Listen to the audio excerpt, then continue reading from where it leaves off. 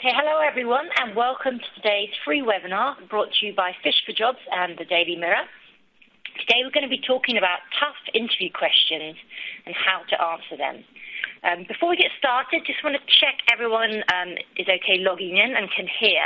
If you're having any technical issues, there is a technical support. There's a red button to the right of the slides. And if you have any issues, get in contact and they will help you. So this webinar is really based on your feedback. We did a survey last month and we asked you what questions you found challenging in interviews. Over 600 of you replied, and what was really interesting is the same topic, same questions came up again and again. So we thought, okay, they've got similar challenges, so let's do a webinar on it and see how we can help them. So broadly speaking, the types of interview questions that you find challenging can be categorized into these 5 categories. So common, tough, quirky, inappropriate, and scenario-based. Just to point out that we do have more careers advice that we're going to cover off today on fishforjobs.co.uk/careers-advice, and of course on mirror.co.uk and in Tricia's column every week on a Thursday in the paper. So starting with common questions, there was 3 really that we found came up a lot, and they were, tell us about yourself, tell us about your current role, and why do you want this job? And just to draw your attention to the download section below the screen where more information on this can be found in the download called Common Interview Questions. So the first question is, tell me about yourself. Now, I don't know what you think, Tricia, but I think this is a really tough question, and there's a real potential for you just to start waffling and, going off on one. Yes, there's a key word here. It's called relevant. And I think we both agree on this, don't we, that with your CV and interviews, you should make sure that everything you either put on your CV and everything you say at interview is relevant to the job that you're applying for, not to just any job. Keep it relevant to the role that you're having the interview about. And basically, and recent is another word I would say as well. Employers are looking for somebody who's up to date with skills and experience. They don't need to hear about things 25 years back in your job history or or when you've got qualifications. They're not going to be relevant these days. So there's my 2 key words I would say for this question. Yes, don't waffle. Really, really bad. Possibly tell them things about yourself that are going to show that you can do this job, that you're right for the job. What do you think, Charlotte? Yeah, definitely. And I think a really good point that's on screen there is it might sound personal. I think we've all fallen into that trap and thought, oh, they want to know about me. No, they want to know about you in terms of your professional your career. And to the point, they don't, if you've had a long career, they don't not really so interested in what we did in 1995. I mean, yes, you talk about how you started your career and you might talk about the journey, but really it's kind of your last role and probably the role before that they're most interested in. So I'd say like 2 or 3 kind of paragraphs and keep it concise. This is like your personal profile on your CV, isn't it? Yeah, definitely. It's short, to the point. It just says, hi, here I am this person. I am the right person for the job that you've got up. And it's a really important question as well, because it tends to come at the beginning of the interview. And if you stumble and you feel it doesn't go well, then the rest of the interview could, go downhill from there. I think we've all been there. We have all been there, haven't we? I'm sure we have. And then the next one, was tell me about your current role. And actually, for this and some of the other questions, we asked the team here at Fish for Jobs if they could act them out. So we've got a short video to show you. Tell us about your current role. I'm currently a customer service advisor for an international bank. I've been in the role for the past 3 years. In that time, I did earn a promotion from customer services assistant. My day-to-day duties include answering inbound calls from customers and also answering their questions that come through an email. Okay. Thanks, Varun. Tricia, what do you think about Varun's answer? Not bad, Varun. Did quite a good job on it. I would say that, there isn't... It's the same with the last question. The relevance thing is very important. If you go off on a tangent saying that you've got experience in IT when you're actually going for a retail job, then they might wonder why you started the interview. So it is, relevance is good here, but you need to get some points across in this one. Things about that you're a good team player, achievements that you've made. Say you may have had sales targets and you exceeded them. You may have increased production. You may have brought in some new practices that have made the office more efficient. There's lots of different things, but you need to. It's the same as when you're doing your CV again. I know I keep going back to this, but interviews are just another form of checking whether you are right for the job. I keep saying this word relevance, but it is keeping that in the back of your head and thinking, am I telling them anything here that is going to make them think I'm right for this job? So it's looking and thinking back in your head what they were asking for in the job advertisement, some of the keywords they were saying, some of the skills they were asking for, making sure that you actually tell them that you have got those skills, you have got the experience, that you are the right person for the job. Yeah, definitely. I mean, I think I've been in the job 3 years, so really just a short paragraph is probably not enough. So I would say, again, got 2 to 3 paragraphs on it, and including all those things you said, like achievement, stuff like hooks, basically, which is going to help them ask you more questions about it. So you might say, yes, and, I received the Customer Service Excellence Award or whatever, and then it'll tell me a bit more about that. So, just making it a bit more interesting and giving them those hooks. There's also another bit I would bring up is that don't be negative about your current role. Yeah, definitely. No, don't say anything, even if you do hate your boss and that's the reason you're leaving. Please don't bring that up at this stage. Just pick up the good things, be positive, and pick up the good things that you think are going to make them, want to take you on this role. Because if you stop being negative, they're going to think you're going to be somebody who's going to cause disruption in the workplace and be a bit of a cog in the wheel. Yeah, I mean, a natural lead-on question from this might be, and why are you looking to leave? Yes. So why are you looking to move on? So have that answer prepared as well. And a fairly standard one is, I feel like 3 years, I've learned a lot and I've really progressed, but I'm looking for the next challenge, and that is fine, But again, don't slag off your current employer. No, it's not good. It's never a good look. All right, so moving on to the next one, I think we've got Denise answering this one, which is, why do you want this job? Why do you want this job? Well, the location really suits me, and the salary is double what I got at my last job. Wow. Okay. Over to you, Tricia. Okay. Probably, an honest answer, but not the best one, I would say. You need to show the enthusiasm now for this job, not just any job, that this is the job for you. You are the perfect fit. You need to let them know that you're passionate.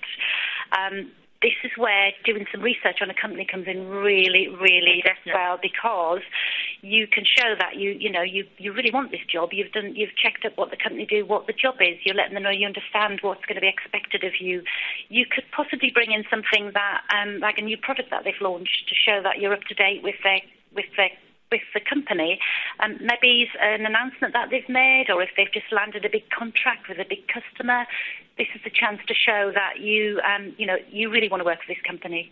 Yeah, definitely. So yeah, what you said, showing about how your skills and experience make you the right candidate for it, enthusiasm for the job, the company.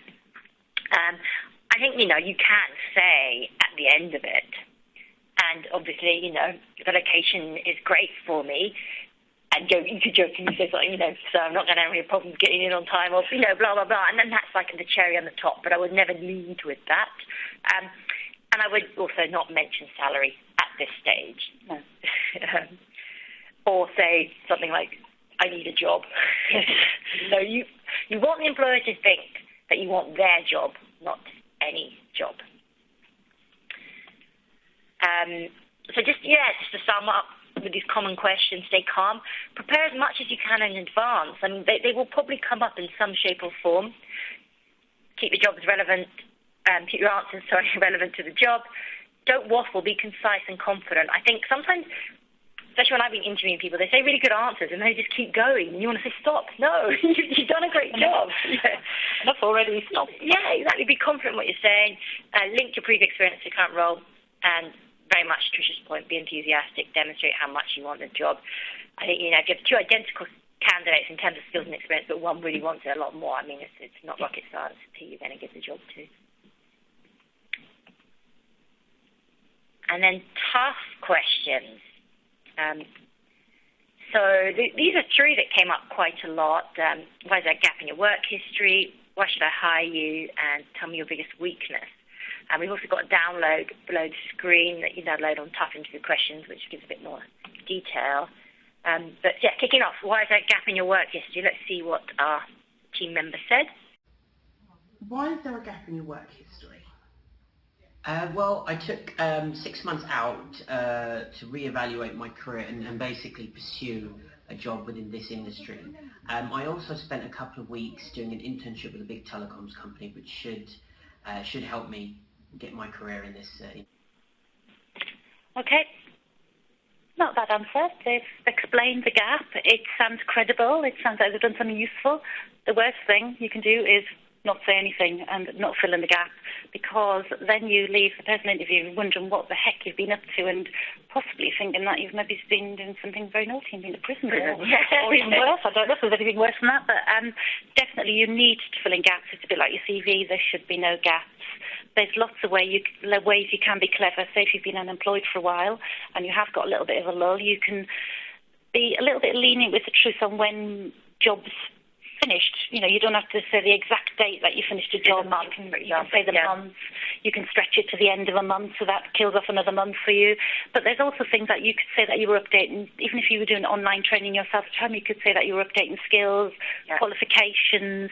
If you were doing some voluntary work, you can include that. Say you decided to just do some, get some experience in the voluntary sector. You could say you were caring. It could be if you bring up children, that's perfectly acceptable, or possibly a family member or a friend even who's been ill and you've been caring for them to help them out during a tough period. These are all valid things. You may have been travelling. Yeah, travelling. Great student. Full-time parent. That is what you've been doing. So yeah, the worst thing is just said, do not have a gap in your work history on your CV. Just put a line in from whenever it was. Training, carer, full-time parent, and then they may well ask you in the interview, so during this year out, what did you do? And just so make sure you're prepared with your answer. And you can turn it into a positive. You can make it sound more interesting and make yourself sound more interesting. It might be quite a dull thing, but you can actually say, because even if you were caring for a parent or for children, you can pick up new skills that you may not have had before and say, I did this, get involved in maybe organising things at a school. Yeah, and we often get asked actually about whether people should put on their CV or an interview about being made redundant. I'm not sure what your feelings are on that. Can't really lie about it, because if you have been made redundant and say possibly you want that person from there to be one of your references, then you need to be a bit honest. But in this day and age, redundancy isn't looked on as a bad thing, because a lot of people have been made redundant during the tough climate. You just need to turn it into a positive and say, yes, got made redundant, explain the circumstances, that, reshuffle at work, whatever it was, cost cutting, because you can't be held responsible. Nobody's going to judge you that you're a bad member of staff to have because you were made redundant. You just need to, as I said, you turn these things into a positive and say, it gave me the opportunity to pursue either a change in direction or to, go off and do some travelling that you possibly want to do when you were, say, younger or you never got a chance to do. Yeah, definitely. A lot of redundancy also could be due to relocation, but if you don't put that down, maybe redundant due to the company relocating or they're going to wonder outsourcing. You're throwing up questions again. The secret is not to leave them with any questions that might make them doubt whether you're the right person to hire. That you give them all the answers. And then, why should I hire you? We haven't got a video for this. We've just got some kind of top tips, really, as you can see on the screen. Now, this really, this is the answer you really need to have down pat. Yeah. If they say that to you and you're like, I'm not sure. So really practice this one. I think, the opportunity to demonstrate your most impressive strengths. Then keep your answer focused and concise. I'd say sort of 3 to 4 points. Don't keep going, when you said you're a bit stop. Tailor your answer, obviously, to suit the needs of the role. And again, this demonstrating enthusiasm. We've got an example here on the screen, which I think is pretty good.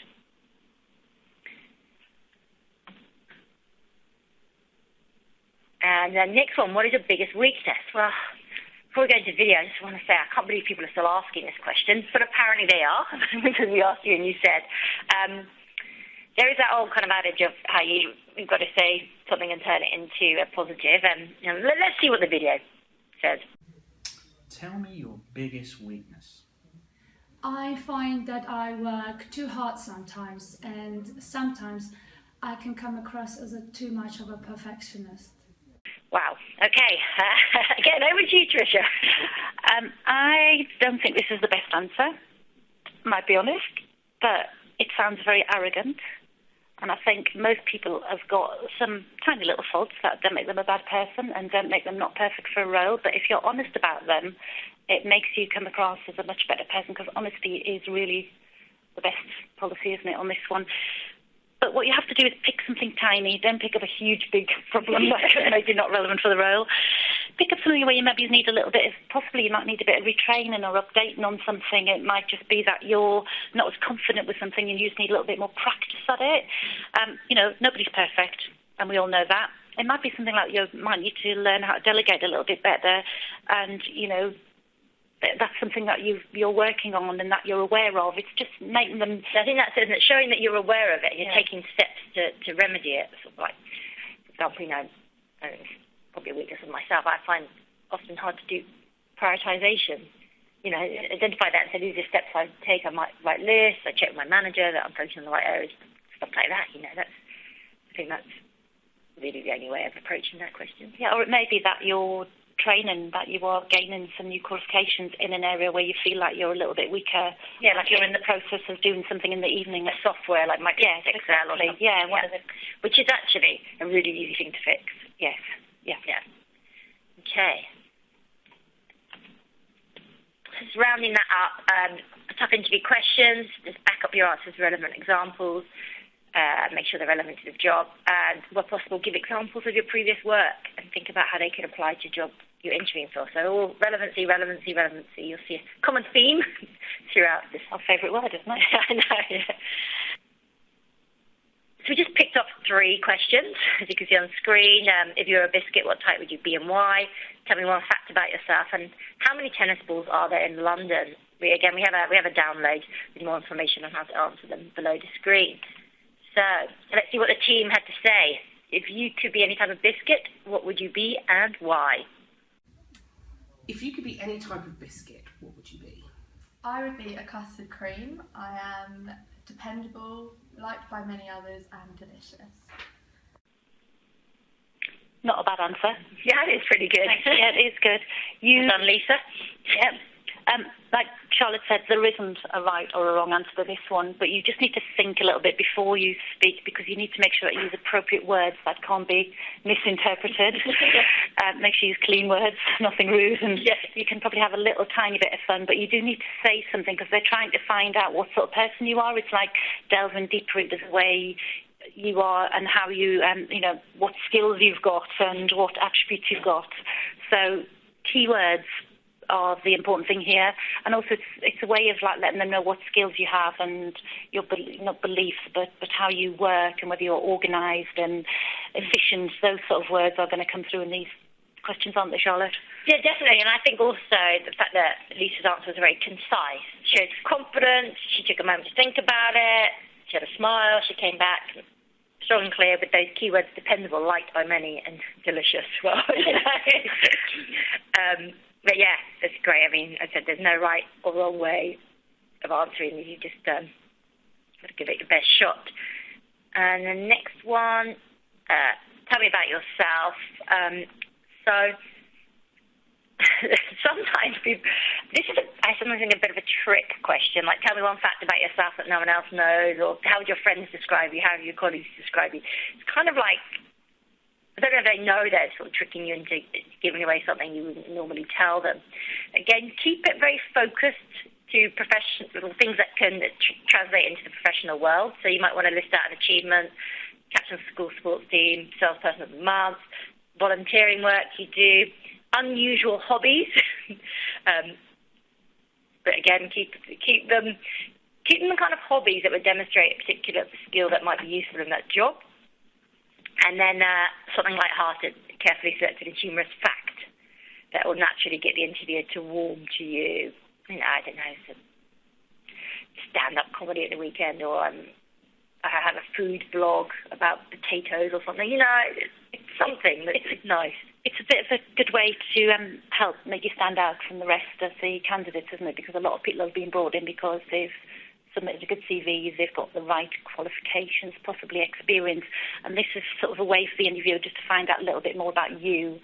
And it's a good way to sort of show that you've got a bit of initiative, because possibly you, like Charlotte said about being like a team captain, shows that you can organise, that you can set up events, that you've got management skills, and it shows that you've got other interests as well, other than just socialising.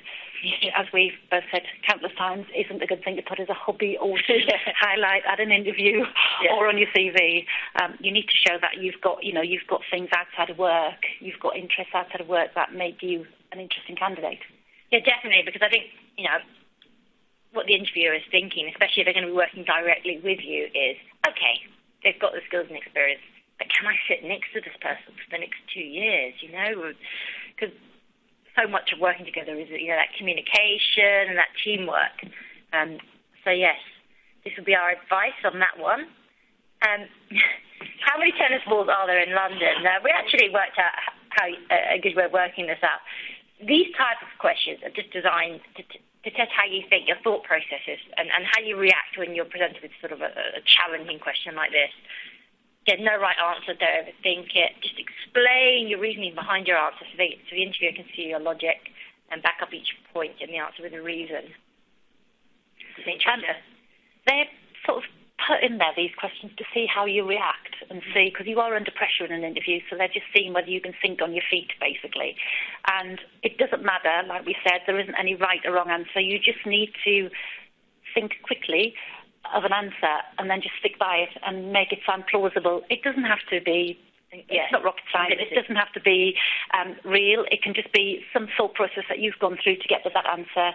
So you could make it sort of slightly light-hearted, but as long as there's some process there's some thought gone into it, that would work. Or we asked the team how they came up with saying, okay, in London you've got X amount of boroughs. In each borough, we reckon there's 10 tennis courts. Each tennis court needs 50 balls. Blah, blah, blah. And even if you talk to you like that, and even if you didn't do the maths, that would just show, okay, you've got the approach. They haven't got all flustered. They've come up with something which might or might not be wrong. Oh, right, so, but it's a starting point and a logical way of breaking it down. So yeah, just to sum up, quirky questions is a potentially fun part of the interview where the interviewer gets to see the real you and what makes you tick. There's no right answer. Just explain the thinking behind your answers. As Tricia said, let your personality shine through in your answers, so that can make you stand out from the crowd, differentiate yourself, and be confident in your responses. Right, inappropriate questions. So I have to admit we were both pretty shocked or surprised, I'll say, some of the questions that you guys had been asked in interviews. Some, unfortunately, we would not be able to repeat or print. But we found out of the 600 people we interviewed, what we would call inappropriate. 2% of you had been asked questions about your religion. 6% had been asked age-related questions. A further 6% had been asked questions about women, but they're planning to get pregnant or have children. 5% had been asked questions of sexual orientation, about their sexual orientation, and then 12% of you had been asked out or had something of a sexual nature. Right, okay, so let's move on to this. So these are all what we would consider inappropriate questions. And we often get asked, are interviewers allowed to ask you this question? So are they, Tricia? Legally, no, they're not allowed to ask you your age. Under the Equality Act of 2010, it is unlawful to ask you for your date of birth, put your date of birth on an application, or to ask you to interview your age. However, if you really want a job and they ask you your age, it's very difficult in that situation possibly not to answer this. Some people could say, well, I'm in my 40s. You could be a little bit vague and say I'm in my 30s, I'm in my 40s, or you could make a little bit of a light-hearted answer like I'm old enough to know how to do this job really well, or I've got the experience that you need to hit the ground running for this job without having to be trained up, or I'm fresh out of university, so I'm raring and ready to go. Yeah. You could get away possibly with this.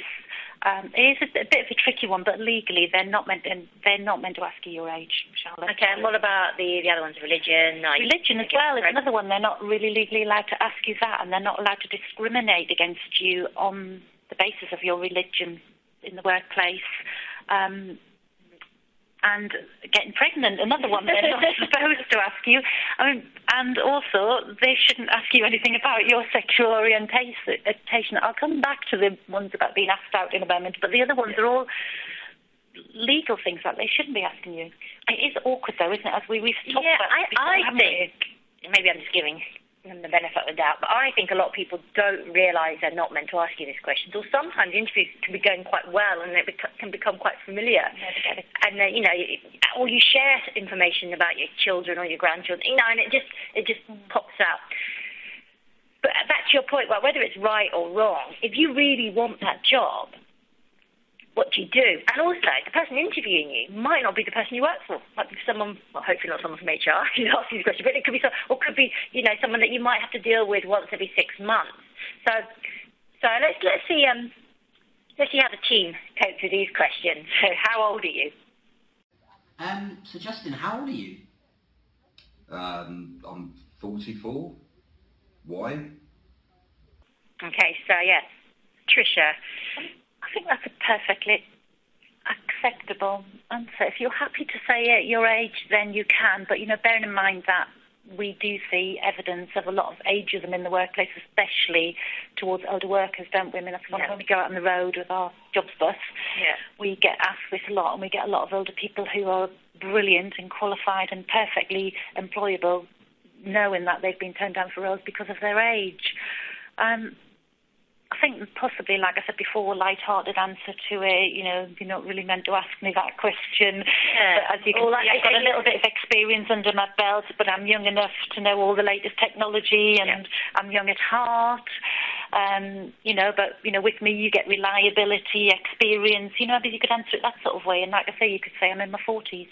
Yeah, and be a little bit vague because they shouldn't be asking you so, but you probably do need to come up with some sort of answer or some way to answer it. Yeah, and I think your answer about, definitely old enough to do this job is great. I think another variation of this sometimes people get asked is, how would you feel being managed by someone younger than you? Yeah. And I think in that situation, you could answer would be something, well, my last boss was younger than me, and, it worked out fine, and they would often defer to me for, questions where I had more experience in, or areas I had more experience in. So, I think as Tricia said, any of those answers are fine, but then just sort of smile and move on. Keep it short and sweet, I think. Yeah, definitely. What is your religion? What is your religion? I don't think my religion should have any bearing on me doing the job of an IT technician. This answer was spot on, wasn't it, as we both say. As I said, short and sweet. I don't think you should get into the question, really. I don't think you should give them the benefit of answering it properly, do you? I think you should just say, I don't think that's going to affect. You could say something like, my religion doesn't have any effect on my ability to do the job. Yeah. Well, I don't see how. It's not relevant. My religion has anything to do with being an IT support person. Or whatever, yes, exactly. But again, I wouldn't get stroppy about it. I would just, You need to answer them very softly and sweetly and almost with like a sort of smile. And then, keep it friendly. And move on. Yeah, try not to get aggressive. Are you going to get pregnant soon? Wow. Or any plans to have children? Let's see what they said. Are you going to get pregnant soon? I don't have any plans to do so, no. So this came up a lot in the survey. Perfect answer. Yeah, it was a good answer. What are you meant to say? And nobody can predict either, can they? So you're probably better off just being quite, not forceful, but just being very straight and saying, no plans to do so in the future. Another sort of question around this area that came up a lot was about when people had mentioned they had children, was about childcare arrangements. And again, I think you just say, yeah, you know, I've worked before and I've got all my childcare plans sorted out. It's all fine. And again, move on. Don't get tied into that. Okay, you know, I might need to take a day off if they say, well, just, you know, give you a nice, confident, concise answer and move on to the next question. Right, what is your sexual orientation? Let's see how they handled this. What is your sexual orientation? I don't really feel very comfortable answering that question, and I don't really think my sexual orientation should hinder me doing the job. Another good response. Yeah. They are really hard, these, aren't they, Charlotte, to answer. And they do knock you. This is the thing, you have to be wary and be aware that you could get answered these questions, and at least if you're prepared, you can have like a standard line ready to say, which so that you won't get knocked off during the interview, you know, you lose your concentration and suddenly start mumbling about nothing. Yes, definitely. Yeah. But you need, the other thing on this isn't, as we've talked about this before as well, about indirect questions, asking you what sort of clubs you go to. Yeah, someone today, you know, asked what clubs they went to in the centre of Manchester, and obviously you know, you would probably give it away if you mentioned some of them. Or there's other ways of getting around it. Whether they're really trying to find out and whether they have an issue with it or not, it's hard to say without being in that interview and knowing that person. But it's really what you feel comfortable with. But if you don't want to discuss it, just say, yeah, I'm not really sure how this impacts my ability to do the job. And then, my favourite, would you like to go out with me? Let's see how Ruth handles this question. Okay, so that's the interview over. Fancy coming for a drink? Is that appropriate? So this came up a lot in different guises. So like someone said they got told they hadn't got the job, but would they like to go out with the interviewer? A lot of people say they were asked whether they had a boyfriend or a girlfriend. Again, I have no idea how it's anything to do with the job. But Tricia, I'd be interested to hear your thoughts on this one. I would say if you got rejected from a job and then they asked you, I think, look at you getting rejected from the job, because would you really, what sort of people are you going to be working with and how unprofessional? Yeah, I mean, it's probably the lowest form of unprofessionalism, isn't it? I think it is, yeah. I think,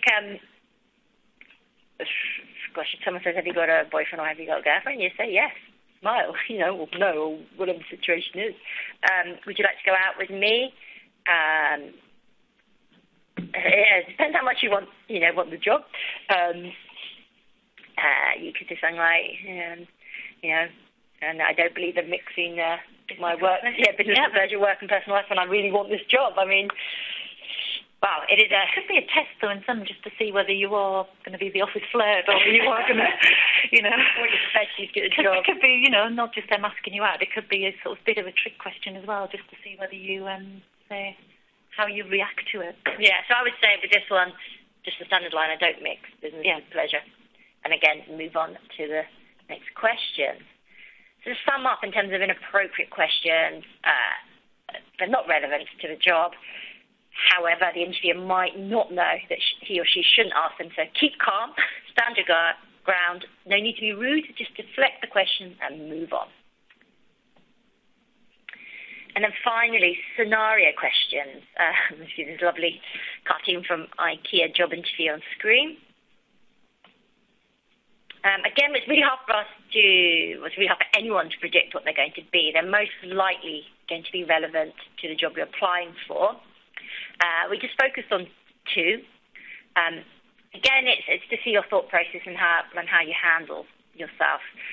One that came up a lot, and I think it's probably for sales jobs, is sell me this pen. And this could be whatever product the company sells, a pen, coffee, T-shirt, advertising. But I think either of us work in sales. We spoke to our colleagues in sales, and we got what they thought would be a good answer to this. They sort of said, break it down into sections, which is always a good way of breaking down a question anyway, which is the first, you need to get information on the buyer, then you need to respond to that information, and then it's about how you deliver that information, and then it's closing the deal. So make sure you don't kind of launch straight into it without finding out the needs of the buyer. Make sure you listen to them and do not force the sell. And a bit of probably enthusiasm and passion. Yeah. If the product's relevant to the job interview and it's something you're going to sell anyway, maybe say, you know, how interested you are in this and how you've got one yourself and how it works, but without the hard sell. A bit of passion and enthusiasm possibly could work well on that one as well, couldn't it? Yeah. Thank goodness, well, you don't have to sell anything. Yeah, we need to work on that. So next one was a colleague has been taken ill and your workload doubles. How do you manage your time? For a short video from one of the team here. A colleague has suddenly been taken ill and your workload doubles. How do you manage with that? Well, obviously, I wouldn't be able to do all the work. So what I try and do is split the day up. So I do my work in the morning and then the colleagues' work in the afternoon. This is quite a difficult one, isn't it? Because obviously, if you are going to take on a colleague's work, you're assuming that the job you're going for is going to be a full-time role. So does that mean that you're going to be doing two jobs? But equally, you need to not sound negative, and they're probably trying to find out possibly whether you're a good team player, whether you're going to show willing and be happy to knock in a bit if they ever have like a situation arising. And also it's asking things about possibly how you can prioritise things, whether you're good at prioritising your workload. I mean, the answer was good, saying dedicate the morning to my work and the afternoon to colleagues. It might be worth also sit down with your boss to go through the two job workloads basically and prioritising which of the jobs from both jobs need doing first, and then possibly sharing some of the other workload with other colleagues as well so that everything gets done efficiently, because also things need to be done efficiently and well. I think acknowledging that it could be difficult to do it one person to do two full jobs is not a bad thing, but I think they're looking for you to demonstrate your organisation skills and... Yeah, and there's your point about mucking in as well, because we all know that even in a 9-to-5 job, you know, there will be times when you have to stay late, but there will also probably be times when you get to leave early. So, you know, are you flexible? Are you prepared to go the extra mile when needed? And, yeah, your point about prioritisation. You know, so now you're managing saying what is the most... of these 10 tasks, what is the most important one? Fine, I'll work my way down from the list that way. To sum up with these sort of scenario-type questions, they tend to be around your potential role. Sometimes they can be completely random. But have a look at the job spec and maybe think about the types of questions they can ask you. Again, in your answers, to see how your thought process, and try and break it down into sections and back up your answers with relevant reasoning. And as we said all along, you know, be confident in your answer and don't sort of just trail off and keep waffling, which we've all done. Okay, so that's it for us today. Thank you, Tricia, for joining us. You're welcome. Hope everybody's picked some useful bits up from us.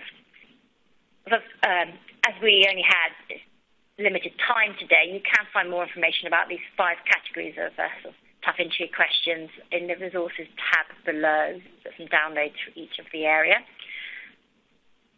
And do follow us on Facebook and Twitter and LinkedIn if you're on it, and go to the careers advice section both on Fish for Jobs and in the Daily Mirror on Thursdays for Tricia's column. And so finally, thank you very much for joining us today.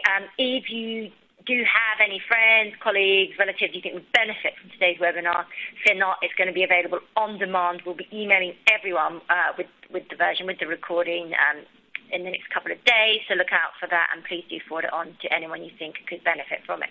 Thank you.